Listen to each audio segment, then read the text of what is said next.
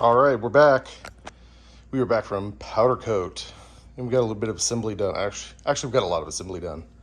So, got it satin black, and starting to do some final assembly. Feels good. Got back from the hardware store today, and all the miscellaneous stuff. So, got the tank installed. Those bolts are still loose. I'll final fit that when I set the body. All the link bars are just snugged. Those all get final torqued when it's at right height. The body on.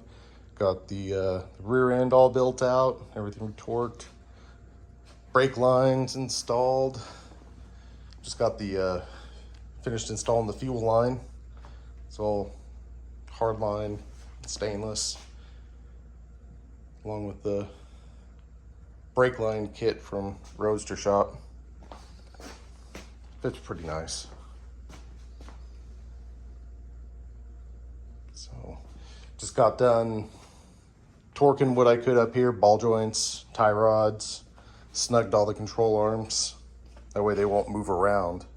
We'll get that alignment later. Got the rack torqued, all the frame stand, the trans mount, the other part of the fuel line, and the brakes. These are the 13-inch bears. They're pretty. So, well, that's where we're at. I'm not gonna make this too long.